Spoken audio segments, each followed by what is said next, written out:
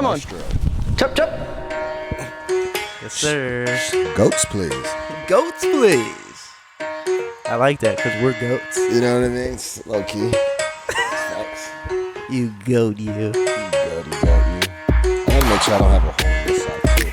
That's kind of oh, that video didn't come out. Oh, yeah. There goes the hole. I got a hole in this sock. Oh, shit. Because I've been walking. You're walking. You're running. Get your Nike Run app on. I've been biking earlier. Fuck yeah, this running for me, man. That's a very long intro. Did we extend it? Nah. Hey, what it do, cousins? It's your boy, Benny Hunnits. As always, I'm with my brother. The funk is real. What it do, baby? Welcome to the village. Man, there's so much going on right now in the world. First and foremost, let me say three important words: Black Lives Matter, and rest in peace to George Floyd, Breonna Taylor, and Ahmaud Arbery. Right, And the list goes on. the list goes on. The list is actually too damn long. These three names, most recently and in many ways most famous or infamously George Floyd, obviously, in the way he passed away, and sparking what has become the widest, largest protest arguably in like the history of America right now. Yeah, probably since civil rights. Yeah, I mean, statistically speaking, some would say even more than civil rights, because everybody from all corners of the nation are involved.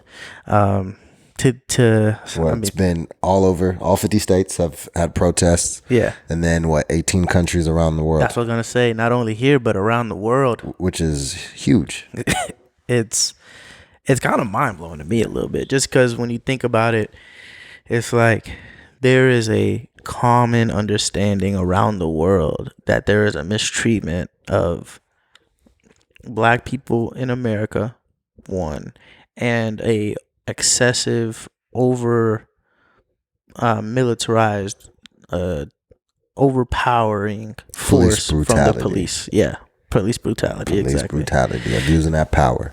The abuse of power that is unjustifiably handed to police department, to police officers in this country is crazy. And I think that they are two arguments that, when woven together, they create an explosion, right? Like the treatment of black people, which is police brutality and the criminal justice system is a part of, right? There's a whole bunch of factors, economic and social and all these other things. And then you have police brutality, which is how they abuse their power, and as how it ties in mostly with black people is, one, we are abused more, right? But then two, when these officers are being caught, what happens to them, right?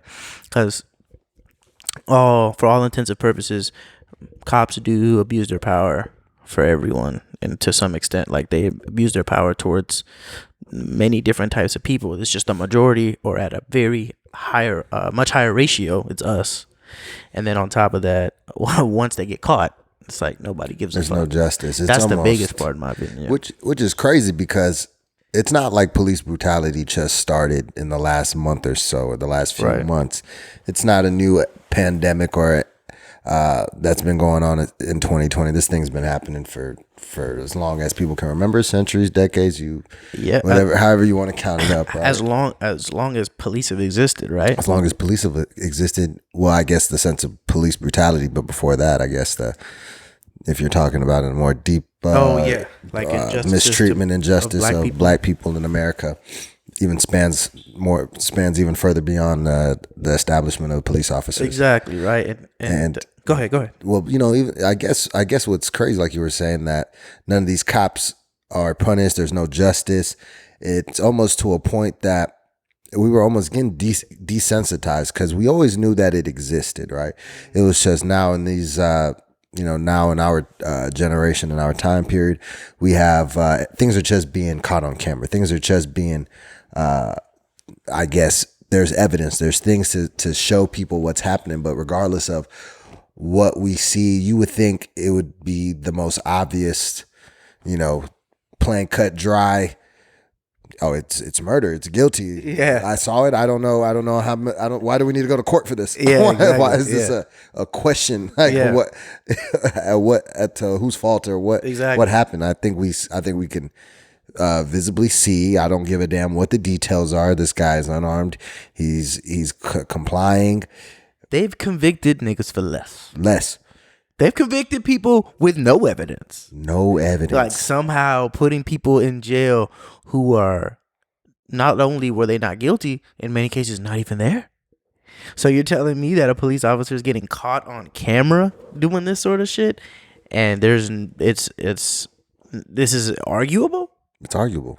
You know what I'm saying? And I think that's what gets it to me, to be honest. it hasn't changed.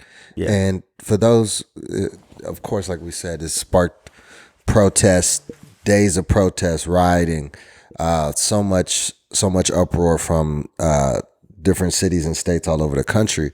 And one thing I'll say is that I do like seeing that how people are voicing the frustration. That I feel like, because, a part of me was thinking like, we see this happen so many times and we've continued to just, I guess, we yell, we get upset, we take to social media, we do what we can, we voice our frustrations. And then again, a couple days later, we kind of just go back to reality, go back to life. Yeah. And I think what's great about now is that people seem like they've reached, a breaking point. Facts. Where as society we're finally like, all right, we're done with this shit. This is gonna be the last time you're gonna put your neck on put your knee on our neck and hold us down any longer. I think it's a cumulation of things, right? Because 2020 has been a madness so far, right?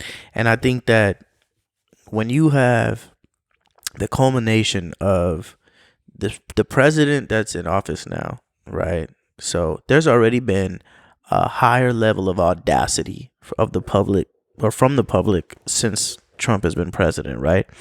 Yeah, we had Occupy Wall Street for like 2 weeks and sometime in the 2010s.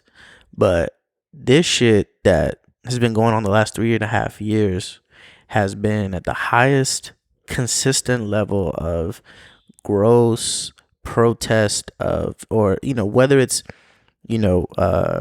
organized protest or people online, like the sentiment towards the president and towards the leadership in this country has become more fierce than I've ever experienced, right? Whether it's right or left leaning, it's just fierce, right? The intensity is high. And then on top of that, you add in COVID-19, you add in people getting laid off, you add in people just having more time, right? Because they're quarantining, they're doing all that. So and then of course, let's not forget the biggest engine behind this, the time that we're in with social media, the internet, all that virality. I think that's the big thing, right?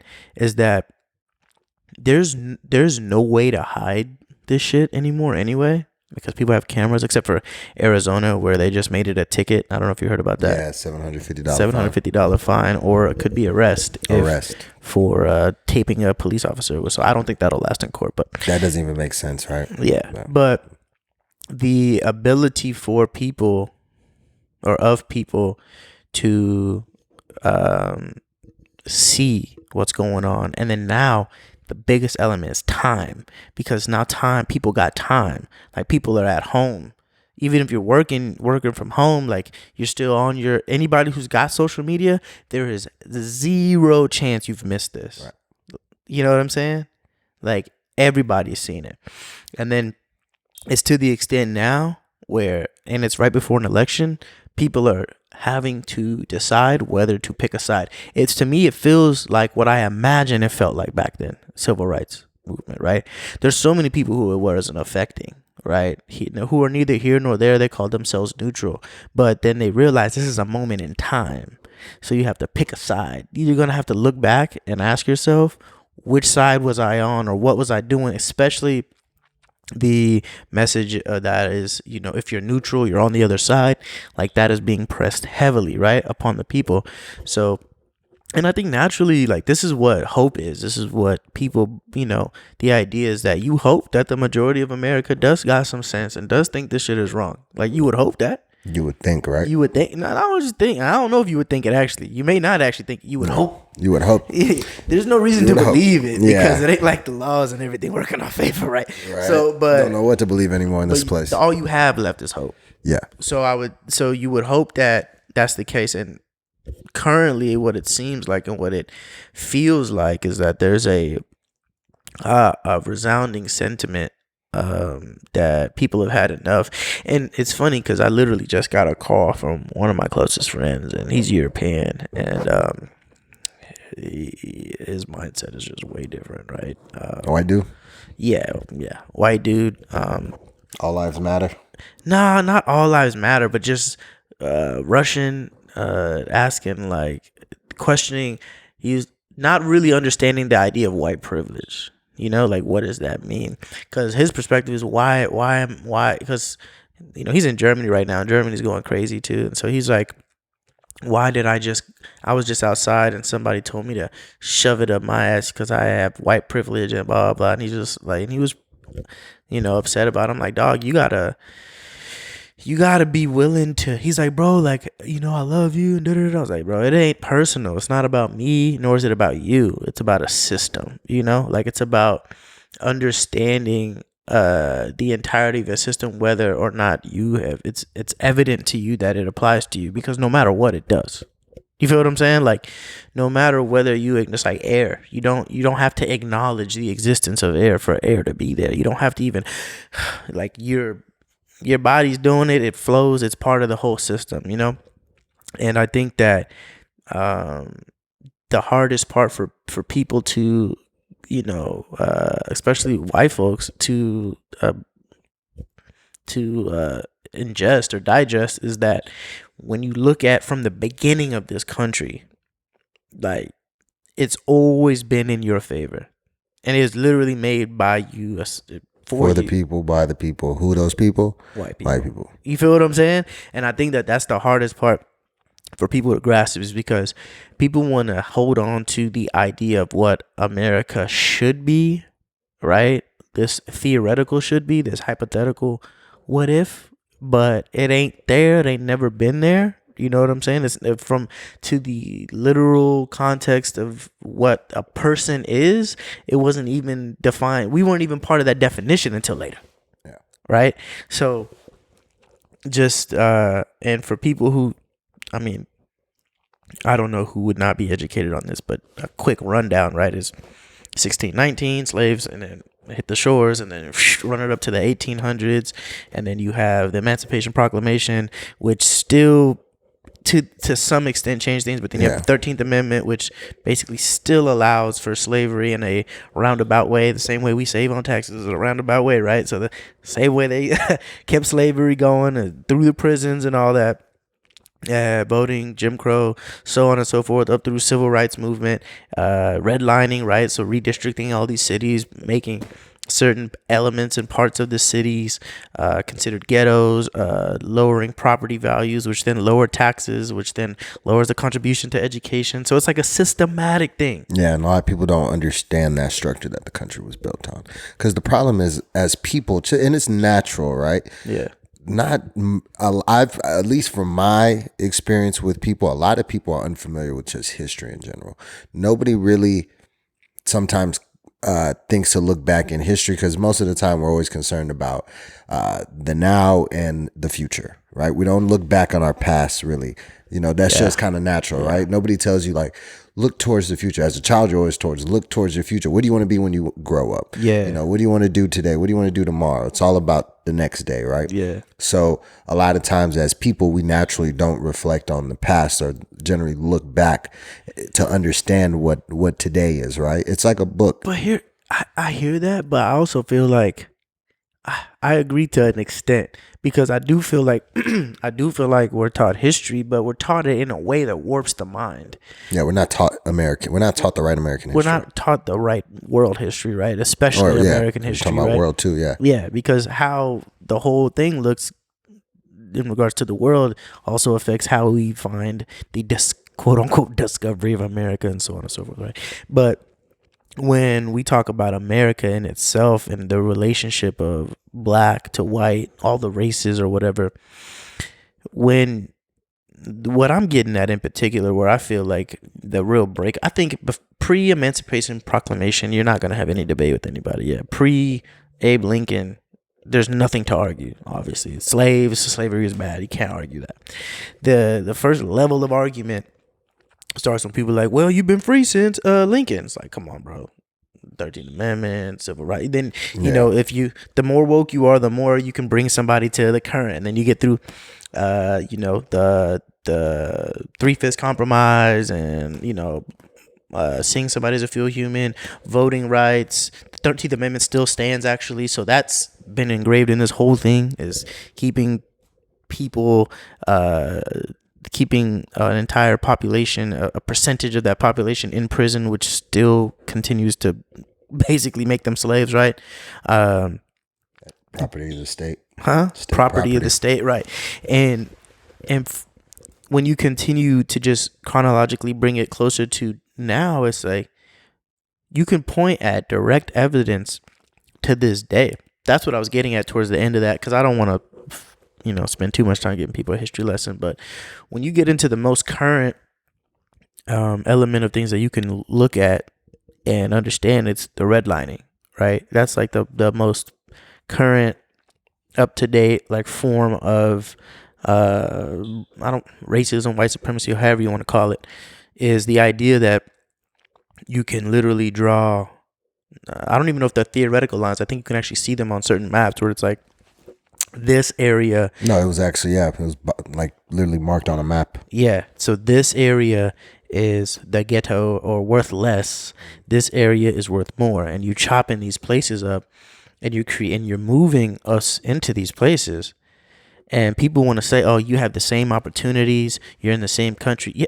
But bro, even in the same city, you can get a difference of how one area is funded versus another, right?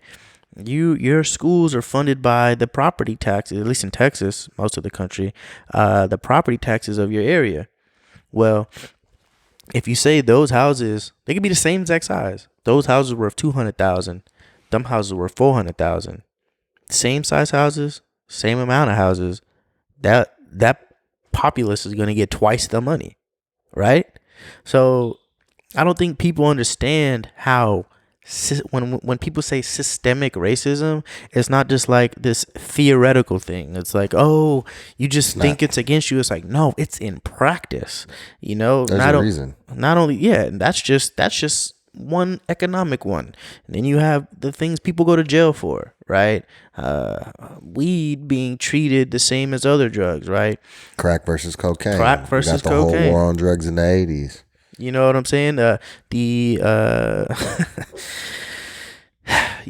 idea that people are in jail now still serving sentences or prison for what people are also making billions off of now. Yeah. You know what I mean? Essential businesses. Yeah, an essential business, right? And so the idea that it doesn't exist anymore, I think there's going to be a percentage of people who try to hold on to that, but I don't know how long they're gonna last, especially when like now Confederate stuff is getting torn down all over the country and shit. Like people about to lose it. And that's the thing. It's like, that's one thing I do. I've definitely been enjoying that, man. Well, watching shit get burnt, go down. Man, there's nothing I enjoy more than racists being exposed, getting their ass whooped on social media, like pulling up somewhere saying some dumb shit and getting hit in the mouth. Like that's how all racism should be met, with force. Like all that turn the cheek. Be the bigger man. No. You ain't with the shit. I'm not with the shits. That's over with. You know what I'm saying? Yeah. Like all that be the bigger man. It's like, no, we're gonna show you we're the bigger man, and you're gonna deal with the words you use, and then how you feel about people. Like, it's interesting. It's because, like, for instance, like Facebook. I think that is the most.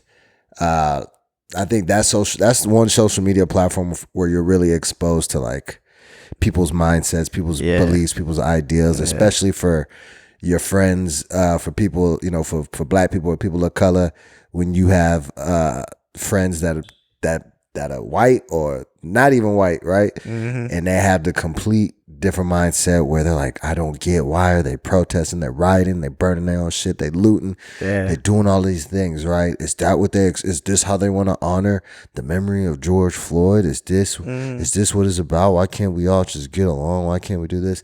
And it's a lot of kumbaya bullshit, and that's been a big, that's irritating me, because it's like, for instance, like you have these protests that are being overshadowed by people who have no connection to the cause, who just want to go out there and just be fucking shit up, just fucking shit up, right? Sorry, for lack of a better term. For lack of better terms, like tearing shit up. You know what I'm saying? Which again, overshadows the whole purpose of it, and that's what people will use, and the media will use to influence those individuals who already oppose what's happening, right? And then you have what really irritates me is now all the pressure that not only the governments and cities are receiving is now corporations. Now you have this influx of people in the corporate world who are speaking out to their companies. What are you guys going to do? What are your thoughts? Facts. What are you saying? And of course, they all come back with their whole PR team, and they got the nice little speech where it's like, oh yeah, we stand in solidarity with Black Lives Matter and equality and RIP such and such, and we love black people. Boom, that's it. Oh, we're going to donate some money to some charities. Oh, yeah, we're going to send some money over here. I'm giving this money to this organization. Yeah. We're going to work together here at our company, and we're going to see how we can continue to influence change and make shit. And my whole thought process is, okay, because that's one thing, right? Beware of wolves in sheep's clothing, right? They always want to tell us, okay, it's customer service. It's prime American customer service 101. When somebody's mad and they complain, what do? You empathize, you acknowledge, and and then you just say how we're gonna fix the problem, right? You usually it's like, oh, I'm sorry. What can we do to make this better? Now you're hearing all these voices come back. Now it's like, okay, now you have to deliver, and so now it's like, okay, we're giving this money back. Yeah. But I feel like it should be deeper. Now you got these big time corporations. Okay, show me your board. Show me the leadership in your company. Do you have big font? Do you have diversity? Is there representation? Do you? That's my favorite word in companies. Diversity and inclusion, and it's usually ran by like a white girl and like, who might invite like the Indian in the company or somebody, and the one black girl who's like, shit, man, they sent me the email. I got to go join the diversity and inclusion team because they need some brothers and sisters on here. So I got to rally up my team. You know what I'm saying? So that's usually diversity and inclusion in the corporations. And I laugh because I'm like, all right. That doesn't mean shit. Are you gonna start making your board represent what your words are saying, right? Now I think that's when it is. Like you said, now you have all of these people protesting, they're fighting, and again, which is positive and great. You need to stay loud if you want to get the attention of the system, right? That's the only way you're gonna try to spark change, and of course voting, etc. But now it's meeting those demands, right? Yeah, I don't want to run past that, because you actually made a point that I was gonna get at, which I think is important, because just as much as we as a people and as a nation gotta hold the powers at be accountable, we need to also be holding ourselves and each other accountable, right? And it's not just behavior, which obviously is a big aspect of it, because that is interpersonal. That's what people deal with from other people. But the number one thing, the number one power and freedom that was granted to everyone here who isn't a felon is voting. Right, as far as citizenship, if you're a citizen of the United States, if you're eligible for a blue passport, you can vote, right? And so, people who are not doing that, I feel like that has to be you're proposing action, right? This, I guess, is what I'm getting at. You're proposing action, and you're proposing action from the corporate level and from the powers that be. Which, of course, I'm with you, 100%, 1,000%, wow. But also, there is the responsibility of us as the people to not only continue to protest and push those companies, but to look at each other and educate and keep each other accountable to using our powers to put the right sheriff, the right district attorney, the right judge, the right mayor, right councilman, whatever the case may be. I think that is part of. I don't want to say it's just as big a problem, because it's actually more of a symptom in some ways. Like, people don't vote. It's like a psychological loop. They don't think that their voice is worth anything, or whatever the case may be. They feel down that the world is not going to change, or the country's not going to change, their town's not going to change. So then cyclically they don't vote, and then nothing changes, and then they don't vote, and then so it like creates a cycle. But the only way to break that cycle is to vote. Like, that's the only way to at least test if you can break the cycle. And it's interesting because, you know what I'm saying? Now when you vote, it goes by party, right? And if you ask me, Republican, Democrat, I don't trust either one. For those, well, I guess it just happened today. So by the time you guys are listening or watching this, you'll have seen the Pelosi and the Democrats coming out in the kente cloths.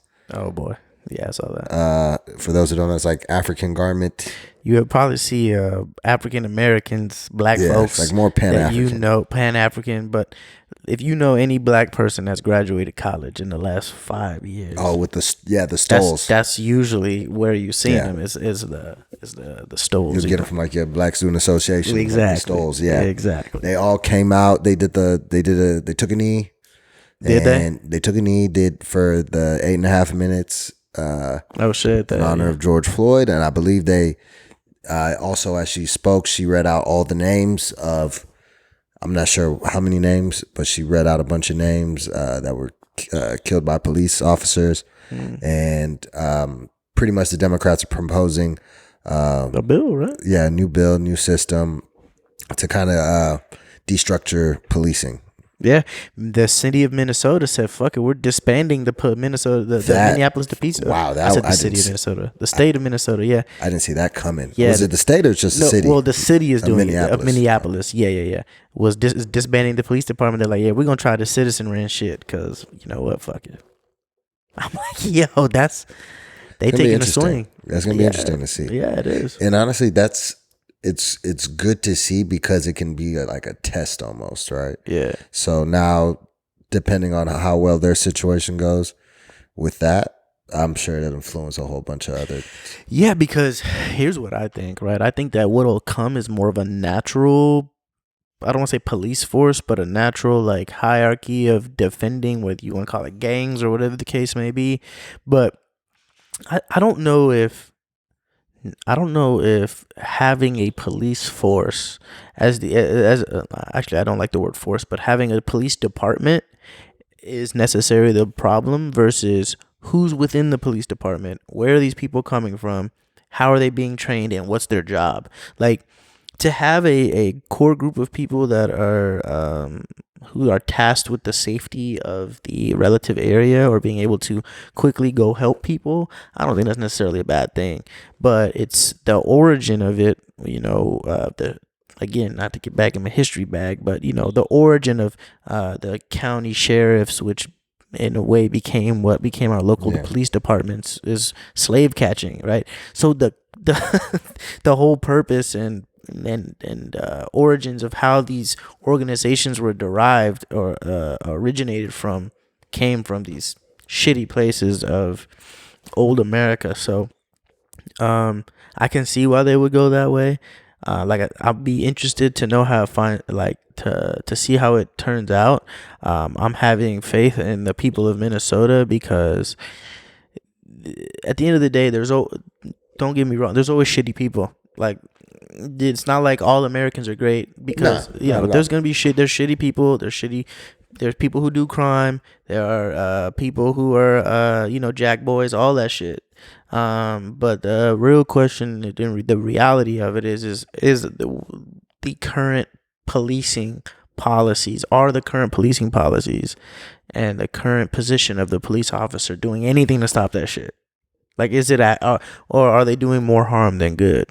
And I think that the experiment in Minnesota is going to tell us. Yeah, a lot. because essentially, from what we see, it's a lot more bad than good. I mean, even with the protests, you got people being shot in the face with rubber bullets, peaceful protests, being rained on with tear gas, and what type of individual would do that? Like, what person will feel comfortable knowing that they're about to shoot a fucking metal projectile that's just wrapped in rubber at motherfuckers' heads? Because that's not policy. And that's the problem, is you give these fucking... These are real guns. They just put a rubber bullet in it. They're shooting you at give the these street. fucking crazy people, in my opinion, a lot of the people who, not to say every officer, because they're decent police officers, right? But a lot of motherfuckers in there are crazy motherfuckers. The city they have this, it's the same thing that all these people run on, is fear. So they have this fear that there's going to be anarchy in the city. So they super load these police departments, right? In the last 10, 15 years, you can't find an underfunded police department. They all got the bag. They all use the bag to hire a bunch of crazy motherfuckers and then buying like military equipment, all this shit, because the country's over militarized and the military industrial complex exists. That's another problem. And they build all these fucking guns and all these fucking tanks, and we have nowhere to fucking send them. Give it to the cops. Yeah, so they're like, no, sell it to the cops, and they buy that shit. Fucking the city of Los Angeles had a $300 million budget for the police. For it was a year. more than that. $3 billion. It's $3 billion? $3 billion. Excuse me. What I said times 10. $3 billion budget for the police. Yeah, and I believe it's $3 billion. I hope for a fiscal year. Yeah, if I remember correctly, it was $3 billion, and they only cut 300 million or $3 billion don't even fucking matter. That's a shit ton of motherfucking. And they only cut it dollars. $150 million. So yeah, and so this to me, like, that's not to take you off track of what you're saying, but I feel like, to me, like, there's so much accountability. There's so much that people need to do to, like, really look into the weeds and the details of what's going on and how we're going to solve these problems. Minneapolis taking one approach, disbanding the police, is one thing. I think in some cities, I would actually recommend it. Anywhere where there's a bunch of black people, you should have a bunch of black cops, right? Yeah, you should. If you're going to have police, they should be black, right? And then the problem is that it's hard to, police have, tormented black communities for so long. Yeah. Black people in these communities are not looking at these police officers as somebody like a mentor, somebody to look up to, an influence. Like, nobody's looking at this cop and like, oh, I want to be a cop one day. I want to come in my neighborhood and fuck with people. Nobody. That's why black kids in these neighborhoods aren't ever thinking about becoming a cop. Yeah, and the relationship see negative from is it. fuck 12, right? So the relationship between the police and the neighborhoods are so fucked up that, just like voting, it creates that cyclical issue, right? And I think that that's one of the biggest ways to change that, is to change the rules as to who can become a police officer. In my opinion, you should not only be a resident of the city, but you should probably have went to school there. You should probably, unless there's some sort of form of exemption, I feel like actually at least your first 5 to 10 years, like if you're first becoming a police officer, it should be where the fuck you grew up. You know what I'm saying? There should be different like psychological exams, all sorts of shit that you could do to prevent the wrong people from becoming police. But there's a lot more that needs that should be part of the criteria, because being a police officer, in the idea of a police officer, is not a dishonorable job. It's actually a very honorable position to have in the city. It's a trusted position to have in the city if you're doing it properly. Awesome. You know what I'm saying? But yeah, No, I agree. Like, even with becoming a cop, like you said, it's not hard to become a cop. It's hard to become a beautician, damn near, than to become a cop. That's crazy. Anybody can become a cop. And from my understanding, it's very hard to recruit police. So there's a low enrollment. So they have to lower their standards every time, right? So whereas we see it as, why aren't these police more prepared? Why aren't they better trained? Why aren't they better suited for situations? And the response that I received, right, for instance, talking to Avanette, was she was saying, because she I didn't know that was like her real name until like. Oh yeah, that's her. That's the her attorney name. Yeah, that's what DPD know her as. That's Dallas police. That's our homies. Yeah. Feds. Tell your peoples. Like, yeah. But she was telling me how we have all these as a public criteria for these police officers that we think they should have, and essentially that a lot of them can't meet it. And because of that, that's lower police enrollment. And now you have an understaffed police force or police department. Yeah. And therefore, how can you raise it? And now it's like, either way, it's a double-edged sword. It's like it doesn't work out either way from my understanding, right? So now it's like, how can we help? Now we want, like, for instance, everybody wants to defund the cops. Yeah. Right? Yeah. Which I am all for, because these dudes are getting too much money. Yeah. What are you using this money for? You don't need all this damn money. Yeah. All that money that you're doing to just police people makes no sense. That's America's answer, right? Instead of actually helping each other, creating things like all that money that America has money. The fact that this country should have there should be nobody in this country that's struggling. We shouldn't have homeless people. We shouldn't have hunger in America. Exactly. Like, we should not. It blows my mind when I look at somebody like in LA. You have $3 billion going to the goddamn police department, and then you got 500,000 homeless. 500,000 homeless people out there. You got all these homeless fucking people in LA. You have property value in areas rising. Yeah. You have housing issues. You have an education issue out there. You have so many problems as a society. And then the police have LAPD is the most notoriously overzealous, to say the least. Yeah, I'm like, I don't know a proper way to put it, but they the biggest, abusive, the most abusive. Them in the NYPD, known as the most abusive police, in the country. Yeah, facts.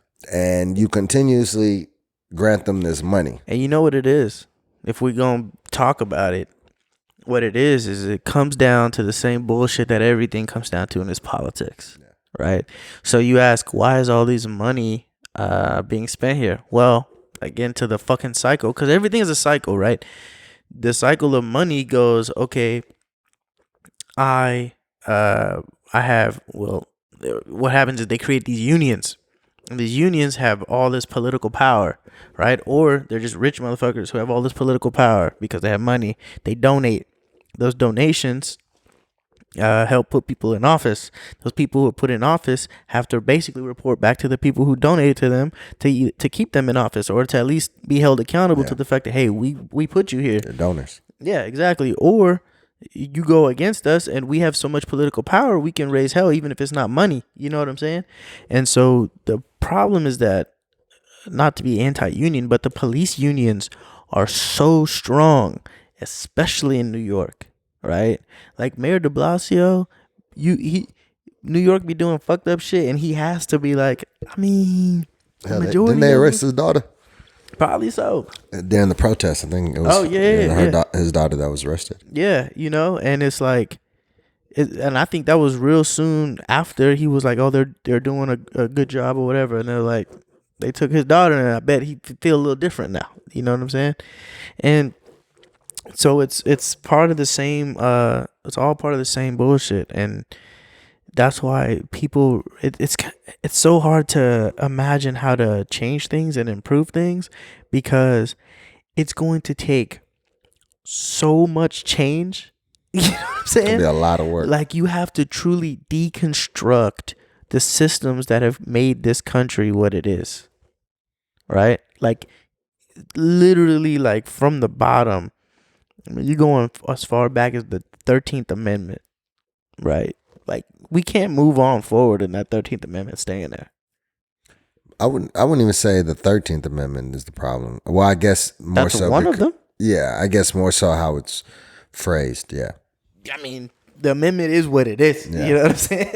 The more only so way, like yeah. the only allows way for to prisoners. change it is to We have to have amend prison reform. yeah, you can have prison reform, but it doesn't change the fact that that amendment states that once they're in that prison, Yeah, they're a slave. yeah, You know what I mean? property of the state.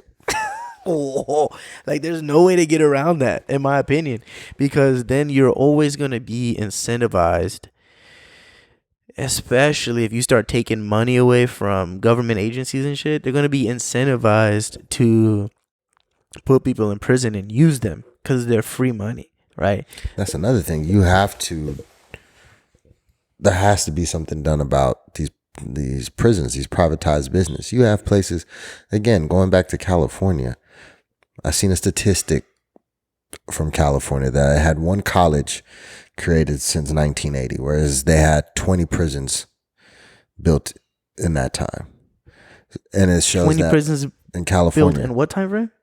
since 1980 compared to one college. Jesus. Whereas so we're in California where they're seeing more people ending up in prison than they are Going to school. in school. Yeah. So it's just a whole system where it's just How do people not gather that that is not okay? Like, I think they get $3 billion. All that is bonuses. It's like a sales bonus. exactly. You know, it's like, damn, man, we had a They closed. 15% increase in arrests and prisoners. You know what it is? Them cops is they're BDC. They're BDC. They're the leads, and then your district attorney, that's your closer. That's the closer, man. So you got the cops, man. Bet the time. They negotiate deals too. Hey, we could spend all day, and I can give you 100 years, or we can do this shit real quick, and I give you about 65. Which one you want? Because you already know, prosecutor going in there giving you the highest. Yeah, Whatever the highest facts. punishment is. Facts. Oh, what did you do? You got some weed? What's that, 20 years? Yeah, that sound right. All right. I mean, but I could plead you out for 3 years probation and, all this restitution and community service. Oh, yeah, don't forget about the 10 years probation after that. Yeah. You know what I mean? Exactly. Oh, by the way, you don't get to vote. Exactly. And we're going to make it very difficult for you. So now when you apply for jobs, you have to state that you have been arrested. And don't forget to write down why you've been arrested. Exactly. Okay, yeah, so Good luck. good luck, pal. Back to the ghetto for you. Back to the ghetto you go. Oh, Ghetto. fuck, bro. That's our system in a nutshell. At this point, I'm going back to Africa. Yeah, no bullshit. Going back to Africa. This I've been plucked me an African What- flower, what? Ethiopian flower. Take her back too. I know, bro. We getting an education. back. We out. I know she watching this shit going on like I'm going back, Bro, you Why know- did I come? It was so sad, bro, because I'm working from home now, and this whole thing was going down, and I literally hear her crying in the other room. I don't even know what's going on, why she's crying. I mean, I know what's going on in the world, but I didn't think about the fact that, because I just heard sniffling at first, and then she was like boo-hooing, and then I thought to myself, damn, she's watching this video. I know it. And people who don't know, my girl, she's very active.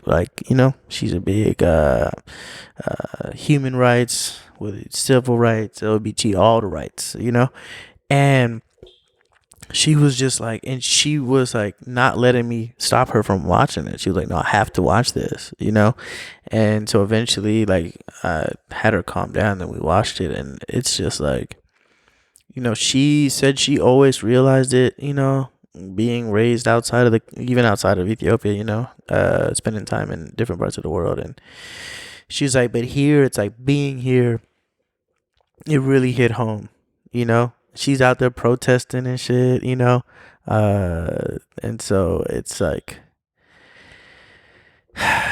it's funny because you said you want to go back home, and that's a big thing too, because it's what's going on. I wonder, what's the perspective in Africa about all this, right? And so, some nations have become way more proactive and progressive. I believe it was Ghana, over the last few years, having the whole invitation back home. And it's funny because I've seen a lot of people like, yo, why y'all talking about, Africa, but where's Africa at when we need them? It's like, bro, Africa broke. Like, let's keep it a buck. Like, Africa, I feel like I say Africa, I'm not ignorant. I know it's 54 countries. It's a lot of them, but they ain't none of them got no money. You know what I'm saying? Not like that. Not like that. Not enough to take care of what they got going and take care of shit here. But I know what they do got. Them open ass borders for people with an American passport. Straight up. So it's like, That's what they can do for you. that's what they can do for you. You can gather your bags and pull up. Straight up. And if and I've been a big proponent for this. We talked about this, and I appreciate you telling me you can help me out, by the way, like starting up like different conversations about, Pan-Africanism and repatriation. I don't want to say the word wrong, but the idea of us going back home and what we're taking back with us and what we are to do back home, and that's not only just us who have the benefit of being first generation, you just barely made the cut being American. Barely, dog. I am an African American. Okay? Yeah, facts. Like, you're the epitome, right?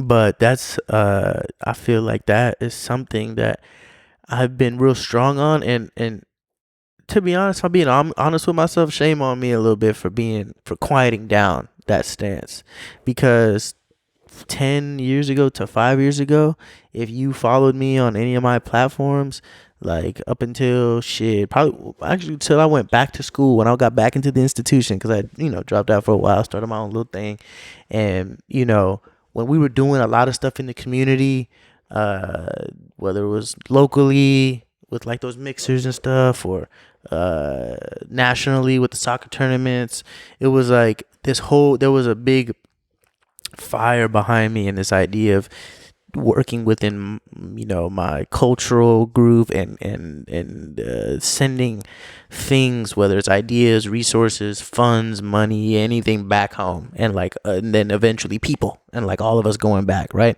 And then I think it was just getting out of school, getting caught up in life, debt, right? All these things that hit you when you graduate. I had to it kind of fucked me up a little bit, and kind of tied me down. I honestly feel like tied me down to like this idea of being here, and you get caught up with the idea of debt and credit and all that, and now it's when everything really hits you, then you realize fuck all that shit, fuck the system, fuck all this other shit, relatively speaking, if you have the opportunity to get it out the mud, to start from scratch, right? It's weigh the pros and the cons, okay? If you go back to whatever nation you choose in Africa, more than likely people are going to choose, especially from America, high probability, unless you have direct lineage, you're going to go to one of the English-speaking countries, more than likely, right? So the South Africa, Nigeria, Ghana, wherever English is prominent. Liberia, right? Liberia is a great example, right? And you go there, and the thing is now they have less of a barrier than we do in regards to language, right? Because we're not fluent in Amharic or Tigrinya or whatever language you're going to speak out of Ethiopia or Eritrea or Somalia, Sudan, whatever the case may be, unless you're fluent in that language. If you're like us, first gen Americans, we're not necessarily fluent. Not all of us. Yeah. I would say the majority of us are not. And so, you go back there and you take back your knowledge, your currency, your experience, the mental difference that you'll have as an American, which I don't mean that to sound any way other than it's just the truth. No matter where you were raised, there's something about what they say, you're a product of your environment, right?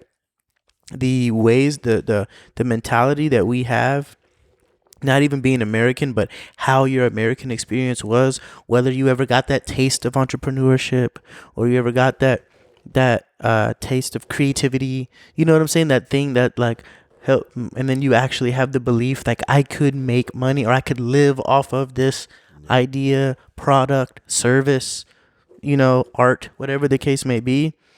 And taking all of that and going back home, education, whatever the case may be, I think that black people globally, I don't think there's any debating uh, the our strengths, our like physical strength, our mental abilities, our emotional abilities. You know what I'm saying? Like we've been through the worst shit. You know what I'm saying? And still we smile, and still we laugh, we dance, we party. So our capability to live, to prosper, to grow, to be strong, to be powerful, right? I mean, you look at whatever sport you want, we dominate all of them. You know what I'm saying? Unless you put that shit on ice. You know what I'm saying? You got that. But ice or water, if that shit on land, we winning that hoe. Black people winning anything on land. You feel me? Like, and so I just feel like if we, yes, you know, you should want to strive to have our rights and everything here in this country because this is where we're at, right? Obviously, and everybody should have rights wherever they're at, right? So this isn't to say, you know, fuck this place because we're never going to get the rights. But the truth of the matter is if I'm going to struggle to build some shit, and if you're going to struggle to build some shit, why build it here? You know what I'm saying? Like, why build it here when considering that you could easily be gunned down, you could easily be taken prison, whatever. Like, you have so many forces working against you. Like, let's keep it a buck, right? We can talk about the governments, we can talk about the system, but then what is it also produced at the bottom is the crab in the barrel mentality, your own people coming at you. You know what I'm saying? Like, who killed Pop Smoke? Who killed Nip? Who killed all these artists? Who killed all? It's like you're getting taken out by somebody who probably looks like you. You know what I'm saying? And that is all coming out of this entire system of shit that's been going on for 400 years has produced such a wide spectrum of byproduct that the low end is so far from the high end that you have Jay-Z, right, and Oprah and Will, like, and Mike. I mean, who else is there really, right? Almost all of black excellence, other than the investor, I can't remember his name. He's actually out of Boston. The guy who basically paid up all those Howard. I don't remember his name, but I know you're talking about. Yeah, it's him, Bob Johnson, who started the BET, and very few of the richest people. The guy who started Lowe's, right? Or he's a CEO. He's a CEO. They say he's a co-founder too, right?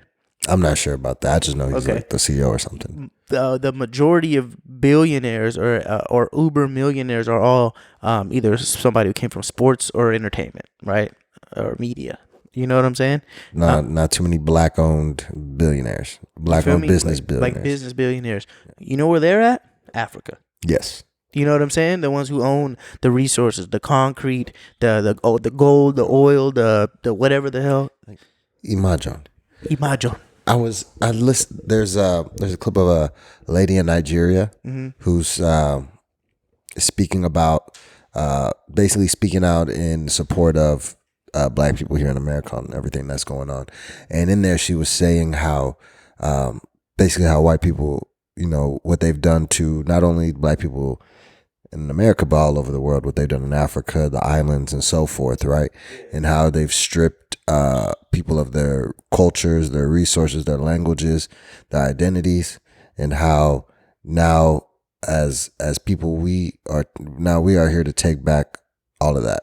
And how now we, like she mentioned, how going back to your country, like going back to America and like getting, you know, taking your education and taking the knowledge you guys have and all of that and taking it over here and building up what we have and things of that sort. And I think that's powerful. It's like, all right, thanks for that. Thanks for the thanks for the education real quick. Cause you know, again, it's not to take anything away from the African education system or to give any more credit to the U.S. education system, right? Which is not even the top tier in the world, but university wise, yeah, it's funded better. Then our universities are prestige. We have prestige universities. Yeah, and you'll get a good education, right? And you make the good connections and so forth. And then if you can get into college, when you get out, you'll be in good shape. Yeah, you can go back to your country and do well. Yeah. No, I mean, like, as an American, but like the hardest part is getting in, because public schooling and all that, grade school is trash here. And then the thing is, when you get into a school, and then depending on what school you get into, and then how you do it when you get out, you'll be all right. But yeah, that's what you're talking about is a term I like to. Not just me. Obviously, I got it from, I don't know. I'm sure it's studied. Reversing the brain drain, right? It's like at some point, all of us got to take back. That's what I was getting at. Part of the mental, right? The mental resource of going back and taking our, not just our formal education, but our savvy. You know what I'm saying? Like, being out here, and me, I took a year and a half, almost 2 years off of school in the middle of college, and I started a business, with Abel. And what I learned actually set my trajectory for what I would go back and major in, right? And so there's a savvy, there's like a privilege that we have being in America of what our standard of living is, right? So our tide is a little higher. They say a rising tide raises all boats, right? I've said that before. And so our tide, our water level is a little higher. So even if we're broke, we're like, you're at the parents' house, whatever the case may be, it's like you still have a lot. You're still way better off. And then you get a little bit of money, you could try some shit here. Like you're not just like bottomed out and, out, especially depending on your privilege, depending on how your family is set up or what's going on, right? And I think that we get so many opportunities to test things. And my thing is, if we take that same ingenuity and that same tenacity towards development and creativity, and we took it back there, and you don't even have to take that much with you. Like, the Black contributions to this economy, like, we're the reason why white folks or whomever is as rich as they are.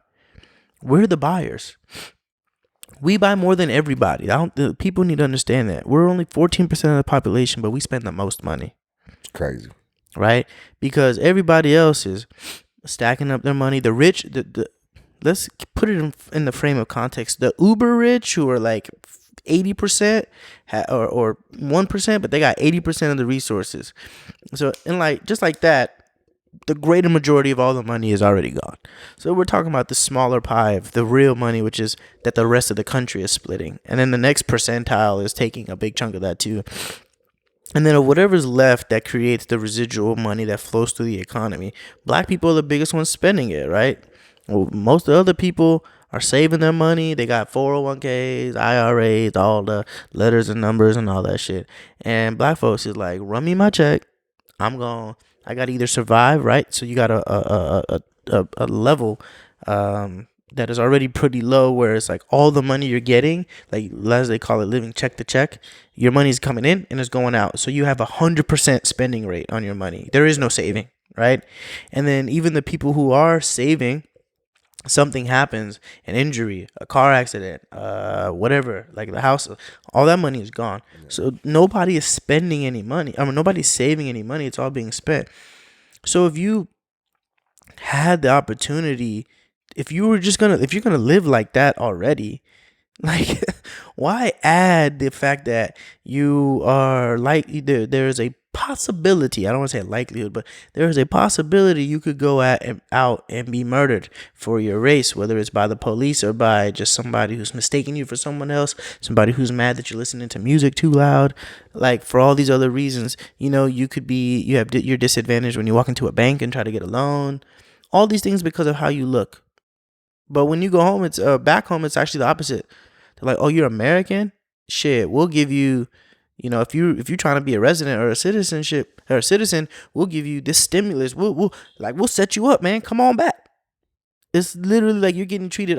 We go back to Ethiopia. I've told this whole shit on there. You go back to Ethiopia, we're given a different interest rate for our dollars if we put them into a bank, right? Like, there are advantages that we have by being American. And I think that as much as we fight here, which we should continue to do, we should continue to fight, we should also calculate, what could we possibly be doing for ourselves globally and like in Africa, you know, and not, it's not just, oh, what can we do for Africa? I had this argument with not argument but conversation with Milu on an Instagram live where we were talking about, you know, the savior mentality that apparently us diaspora have, or they think we have. And I was telling her it ain't even really that deep. We just, I don't think so, but yeah, we ain't trying to be the saviors of nobody, right? Like, sure, we look at our perspective, we have some perspective, and we feel like we can contribute to the country. Well, yeah, you should hope that somebody comes to your country willing to contribute to it, but we ain't saving shit but ourselves. Like, you know what I'm saying? Like, we're really looking out, not in a purely selfish way, but it's more fulfilling. There is no way to explain. It is unimaginable what it is like to wake up in a country that completely looks like you. You understand them at a fucking like almost like an atom level. You know what I'm saying? It's like, man, I get you. Even if I don't want to get you, I get you. You know what I'm saying? And there's no way to fathom that other than to go experience it. And I hope I didn't take this thing too far off track now, but that's just like, for me, that's the biggest thing that I feel like we got onto this because of the idea of what is Africa doing for us. It ain't gonna do nothing but for us, but be there. Like, it exists. That's what it is. They've opened the door for us. That's what Africa has done for us. Africa is waiting. It's waiting, you know, and if we don't go, China's already there, and America gonna be over there, and whoever else is strong in Europe gonna be over there, and it's gonna be too late. Like, we're gonna have round 2 of the carving out of Africa. It's better if it's us, you know, because I do believe that there's like an inherent thing about black, like what it is about being African, like motherfuckers I just don't notice, like, of course, human nature, people are greedy, but I just don't notice the immense, like, need for, I just feel like we're way more generous. Not generous, but like communal. Let me say it like that, communal. Yes and no. Like, if there's one thing I'll say is we are communal in a way, but I think sometimes we tend to oversee our flaws. You know what I mean? As people, where, like, for Habeshas, we're quick to judge if we're looking at just the whole black and African thing, right? I think sometimes with Habeshas, they're quick to judge black people, and this is just in all Africans, they're quick to judge black people, and whether it's through their culture or, you know, whatever societal things, right? They're lazy. They complaining. They do drugs. They're gangs. All the negative stereotypes and so forth. Mm-hmm. And I think it's so ironic because it's like, how can you say that and not look at your own people? So it's like, for Habeshas, like, as if there's not our own issues in the country. We have a misogynistic culture in some ways, where there is a rape culture back home, right? Where women are mistreated, for instance, right? We don't address that. Drinking.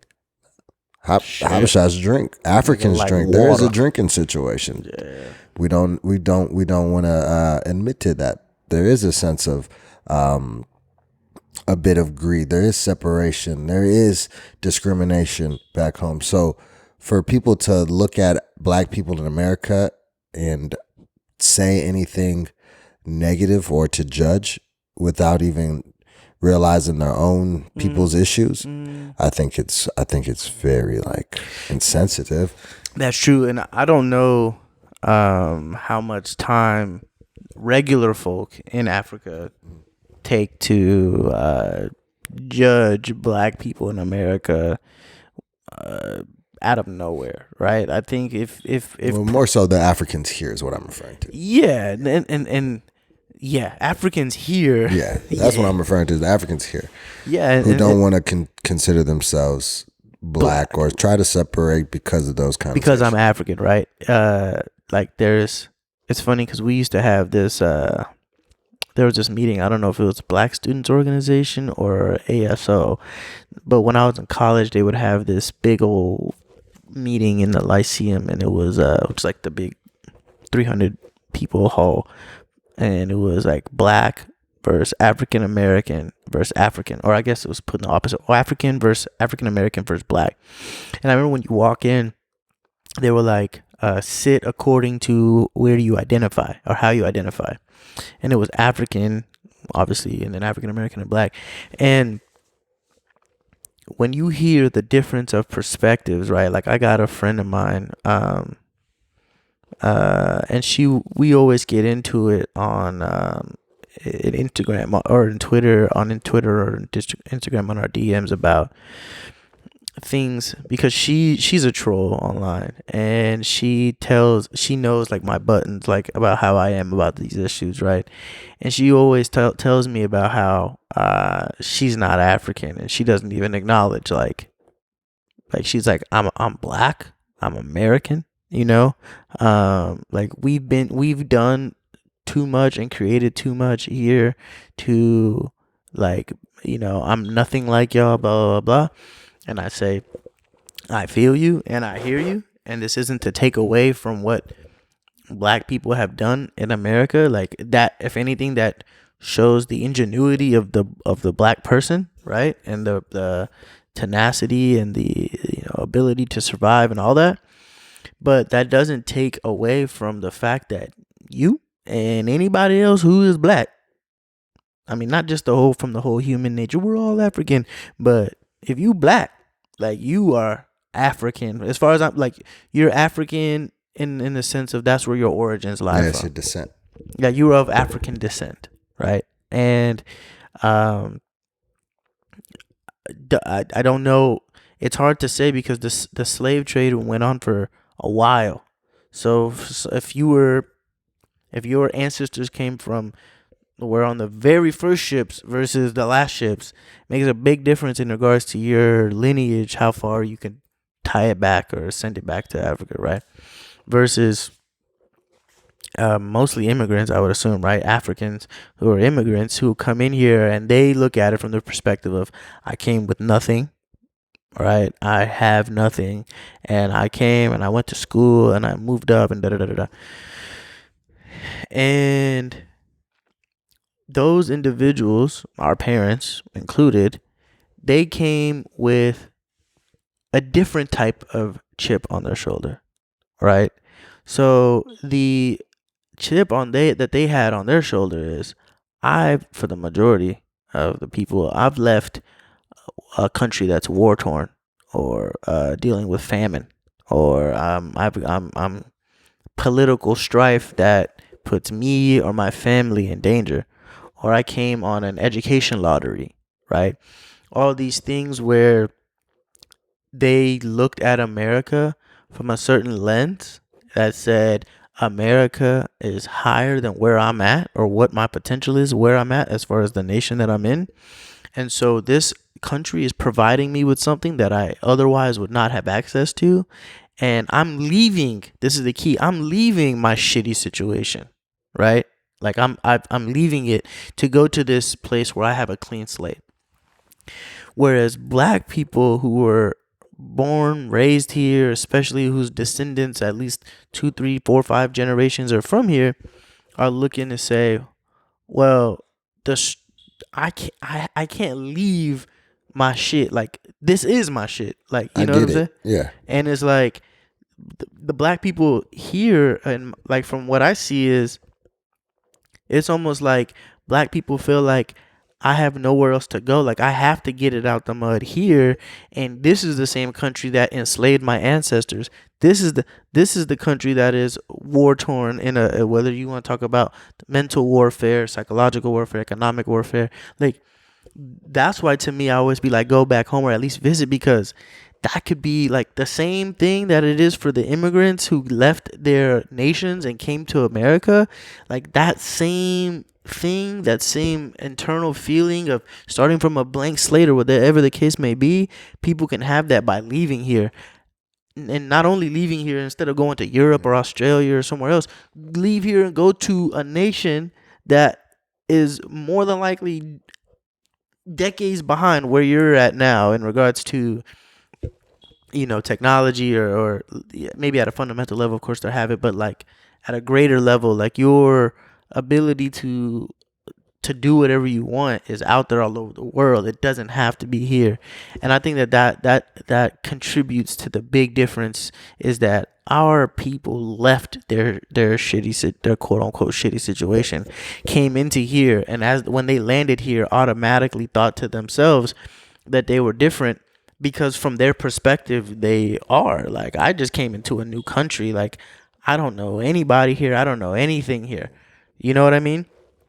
And when they got here, they look to their right, and if they see another black man or black woman who's fighting whatever they're fighting, the battle that they're fighting, they say, hey man, like, dog, I got here with shit and I'm good. Like, why are you still? And that's why I say the history, just to go back to the beginning, way beginning of this conversation, we talk about the history and why I feel like it's important to an extent with history, is because I feel like the way history is taught is strategic. Like, the psychological warfare starts at such a fucking young age, where they're like, yo, black equals slave. Like, that's the thing that I feel like is shoved down everybody's throat. And just being an American born and raised, but being first generation, I caught that shit so, like, because I identified as black. I'm fighting to be black. I'm black. Goddamn, I know my name different and my people look different and I smell different when I come to work. But I'm black just like you know? Yeah. But that's when it hit me, was like, they talk when those slavery conversations come up, and fucking Huckleberry Finn we're reading, and the motherfucker saying nigger and shit, and everybody's like all tense and shit, and I'm just like, you know, like, damn, like, I can literally felt third party in a way, looking at how that psychological battle is going on, where you're already making somebody have some inferiority complex and not going into holistically, like, all the things that the greatness that is being black. Like, it's always, they teach you about certain person doing this, and then they're all assassinated, or there's never really like a real good end to the story. There's never, when has there been a good end to the black story, right? Like, when the best two stories we got going is Mike and Obama. Yeah. Right? Because Michael Jackson went down to where you can't say his name without people talking about little kids. You know what I'm saying? Bill Cosby, America's Dad, is now in prison for rape. You know what I'm saying? Not to say that these motherfuckers didn't do this shit, but like, it's like everybody gets built up just to get chopped down, and then you remember them for something that's not exactly what it was. And that's another issue. Like, when you think about it, even Malcolm X said this in the past, right? It's like, why are we looking to these celebrities to be our voices, to lead us into change? Like, that's not who they are.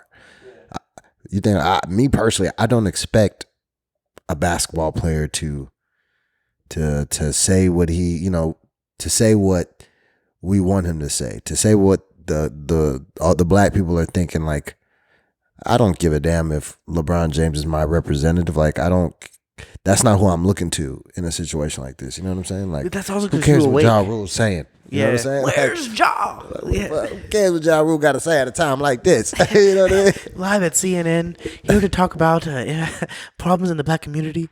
We brought in our correspondent Ja Rule. Yeah. Hey, Ja. It's not to take away anything from those people. Those people are influential. Like, I understand why what it is. Yeah, I understand they should speak up, draw awareness. Like, that's where they use their power and their platform. To be honest, though, not to cut you off, but I feel like nowadays they have more power than ever. Yes, so I feel like it's like one of those such and such walk, so I can do this, right? Like, in the realm of sports, it's like Magic became Magic, which led to Jordan turning that fame and him being by himself, and that became his thing. But he couldn't be political at that time. He was the first one that made that sport of basketball and the thing that is the NBA enormous, right? Like, to this day. He could have. I'm not gonna say he couldn't have been. No. It's not that he. Okay, let me not could not have, but he would not have had the same. It would not have been taken the same way as it is with LeBron James now. You think so? Oh, I know. Because I think it disregards all the other basketball players that were activists. No, but none of them have the impact that LeBron James has now. Well, yeah, if we're looking at the time period, it's different. But at the time period, That's what I'm getting. Is the time when period you're looking though. at back in the day with like a Kareem, a Bill Russell, like these people had plenty of influence back then. You know what I mean? These are the biggest basketball players in the world. Influence in what way? They didn't. Civil rights influence, as far as They could lead people, but was what they were doing changing anything politically? The only person at that time Muhammad Ali. was Muhammad Ali. But what did they do with Muhammad Ali? Yeah, they threw him in They jail. locked his ass up, Yeah. right? And so that's what I'm saying is it's It's not a different time period, though. Also, that's what I'm getting at. It's not until now that an athlete can truly say what. I mean, look at fucking Kaepernick. Even in our own time, he got blackballed. he got black. He's done. You know what I'm saying? And it wasn't until 4 years later where finally these niggas had enough and they all came together and was like, yo, we need y'all to say something. And the NFL was like, whoa, fuck. Like, everybody? Y'all got Patrick Mahomes? Y'all got the face of our league? Y'all got everybody on this thing saying, y'all need to say Black Lives Matter. Y'all need to. So then the commissioner comes out and was like, yeah, we fucked up. So, but I feel like LeBron James been on this shit, and credit to the NBA for not being like the NFL and like a good old boy league and shit. But without MJ getting to where he was, like, it's one of those things where they say this person walked so I could run, this person ran so I could fly, right? And so MJ brought so much attention and the power to being a basketball player, to the extent that when the next person came up, the next person, Kobe, and then LeBron came up, he could be way more political, and it doesn't affect his brand. If anything, it pushes his brand forward because the NBA is aligned with it now. It's not David Stern. It's it's Adam Silver. It's like everything is lined up more. It's like a perfect storm that allows for LeBron James to be out in the open and like one of the top athletes as far as using their voice and their leverage and all that. Now Michael can double back, and now that he's made it to where he can donate $100 million. Like, nobody's matched that, like, his number. You know what I'm saying? Like, people, I just think that, you gotta kind of frame things in the context of where they were at the time. Like, of course, looking back, like, no bullshit. We wish Mike would have said something even back then, right? Fact. But now that he can, and he can exercise way more power and leverage and more resources, now he's in a place to do so. So kudos to Mike and LeBron and everybody shit. But I hear you. We shouldn't be waiting for athletes. No. And I guess, but I'm also not mad at athletes. then I guess for kind of using like their platform. kind of like closing out with that, I would say, what do you think, or what would you like to see moving forward from everything that's happening? Like, what type of change are you hoping to see come from all of this? So,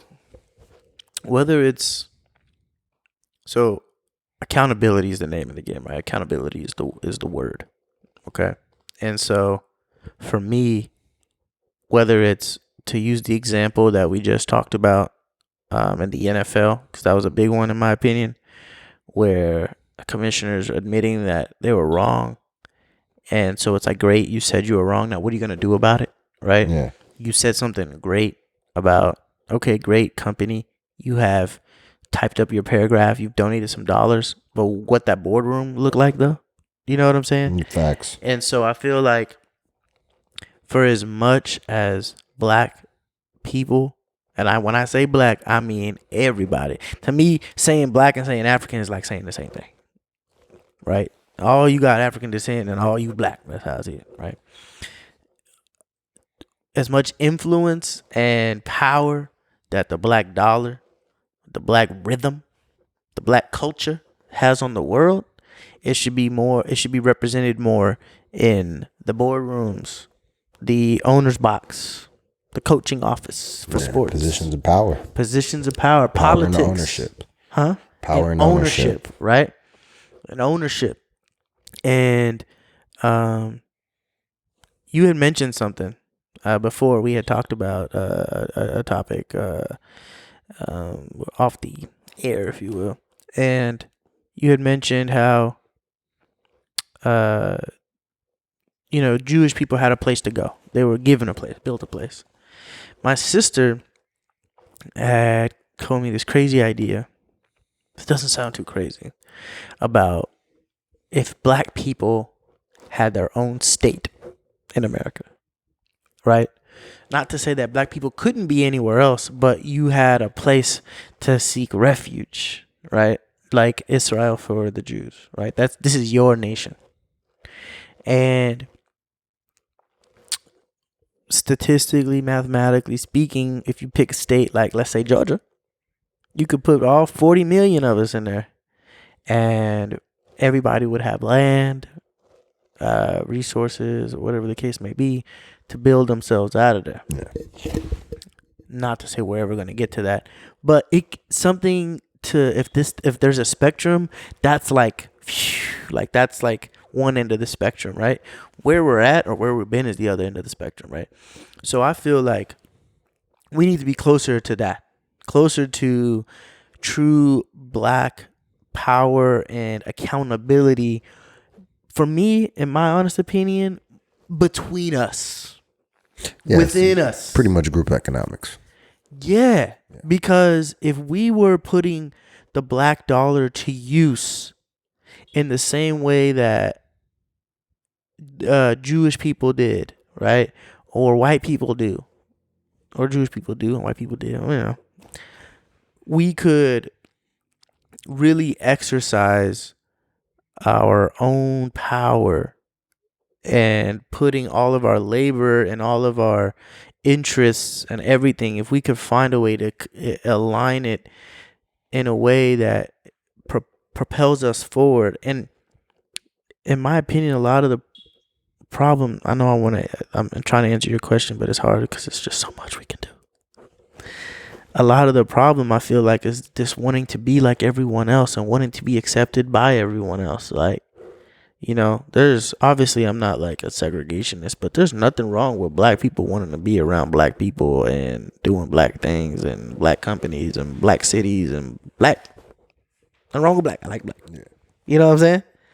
And so for me, I feel like if we can unify and create our own pools of money and resources, then, and really only then, will we be in good enough shape, in my opinion, to compete and to then spread out and see, how we can best intermingle, because we're so far behind from the resource perspective and the wealth perspective and the generational economic perspective, that we got to really come together and boost ourselves up and give ourselves them boosts up. And then when we get to the point where, all right, cool, we can't tell America to pull every poor person or homeless person off the street, but there shouldn't be no poor homeless black people. Yeah. You know what I'm saying? And make sure we all got a job. We all got something. Being a more communal, more socially responsible within ourselves. And because I just don't trust the government. Like, I can sit here and tell you what I want from the government, but I feel like if we do that within ourselves, then we create so much power and so much leverage, then it's way easier at that point to use our leverage. Because we don't even have a common black agenda that if they say, okay, black people, we're giving you what you want with the next president, whoever the president is, what you want. The boardroom's gonna start screaming because we don't have alignment yet. And so I feel like that's the next step, is coming and having alignment amongst black folks. Like, what do we really want to do? And building that alignment, building those coalitions, building that internal love and that internal spending, like that. The list is long. The list is very long.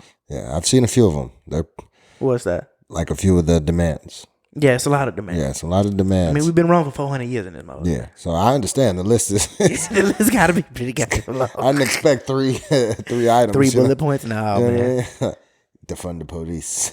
Stop killing us. Like it was gonna be more than that if you thought that was it. Yeah, it's a lot. And so the one thing that I can hope for is unification amongst us. Yeah. And then I'm hoping to see that. That to me, that would mean more than anything. I don't perceive it happening just because as humans, the likelihood of getting people to just everybody to to get along regardless of a situation. Like, I'm not even saying necessarily get I know along, what you mean. Like, but it's like, man, I know what be you're saying. smart. You not. I feel like it. I feel like a lot of people's perspectives will change and be better for it. But then again, there's always going to be that group of people who are going to always continue to be an outlier almost. You know what I'm saying? Yeah, and I think that part of why it would be really hard for what I'm saying to truly come true is because we're in America. And so no matter what, there's going to be this inherent want to be American like everyone else. And that, by definition, sorry to say, means towards the direction of white, because that is what America has always will been and what it will always will be. And so that seeks acceptance, that seeks all these other things. That's where it comes to, and I'm not willing to compromise, bro. That's not me. That's why actually that isn't the end of the spectrum. The real end of the spectrum is going back home. Excuse me. That's the end of the spectrum, which is like, yo, fuck this place. If that's how you feel. Or at least, living a multi-continental, bi-country, if that's a word, life. You know what I'm saying? I think that's the total end of the spectrum. But man, if we could just come together and just like have a certain mentality towards the next black person and just have a belief that we could have our own, then the reason why I focus on that is because that's how you get black businesses. That's how you get, black wealth. That's how you build bigger, more prosperous black towns. You can reverse the redlining if everybody, there's just so many different angles that you could attack that and bolster ourselves while we also demand justice. Because I feel like justice, that should be a given. Like that's something that's like underlined. Like that's I shouldn't even have to ask for that. Like obviously we have to, but that's not something we should have to. That should be a given. You know what I'm saying? So I'm gonna put that on the side of a given. Like, yeah, we should have justice.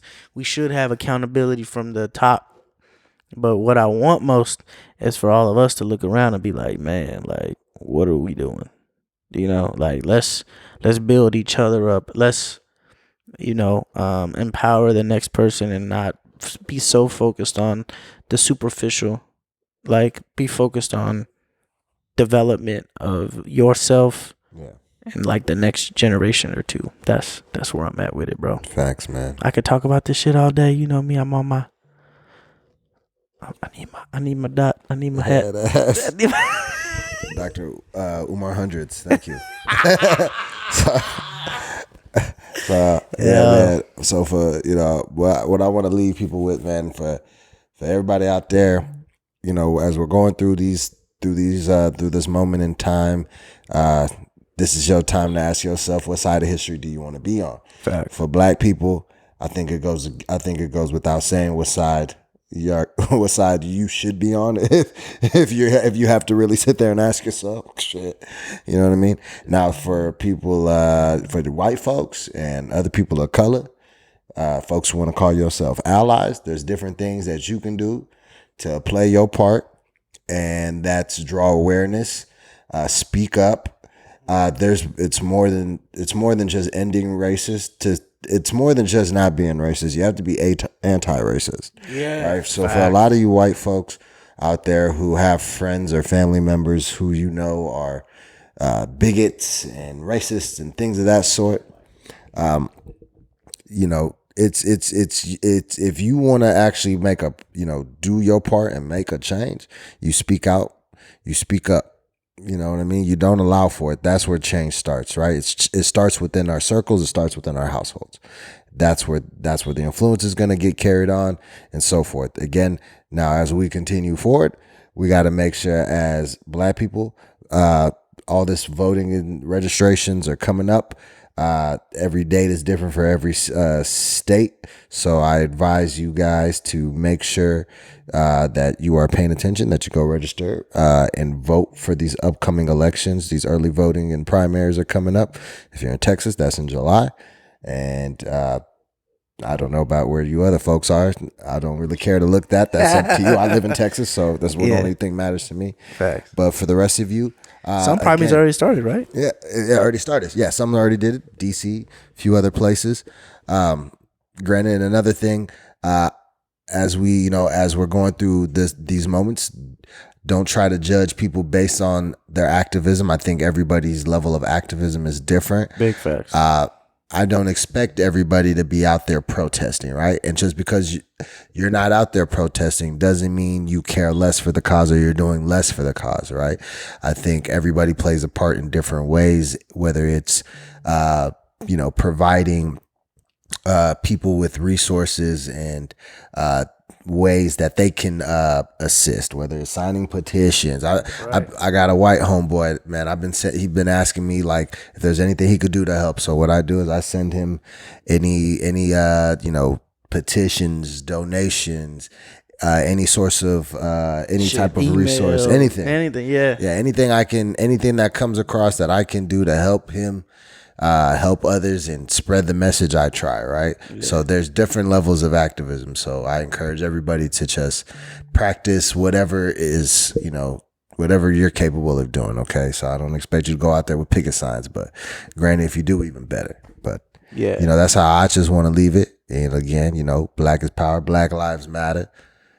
We're going to keep fighting the system, fighting Black this racial injustice here in America. Now, for all my people in Africa, you need to support Black people here. Goes without saying. Sure. Now, of course, you watch the news, you watch everything, you see what it is. If you're unaware of what's happening and you don't understand why Black people in America are upset, this is a time to educate yourself. There's plenty of things you can do to watch or read to help you. Facts. Hell. Start on Netflix. Go watch the Explained Racial. There's a show called Explained. Go watch the Racial Inequality, the Wealth Gap. There's shit on that. Go watch The 13th. It's a documentary. Yep. So there's a whole bunch of different things. So please make yourself aware and educated. And for my Africans here, you should support Black people. I was referring to Africans in Africa. Now I'm referring to Africans in America. Yeah.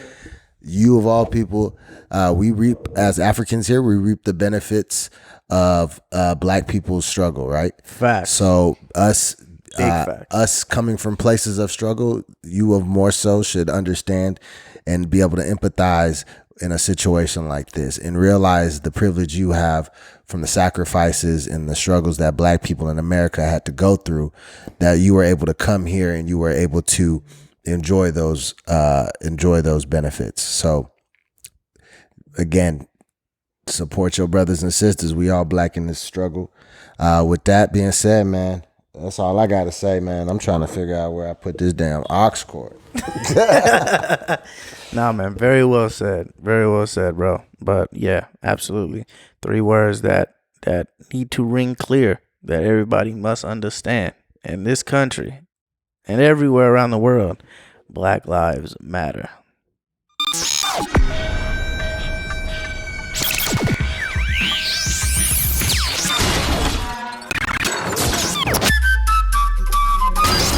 The Villages.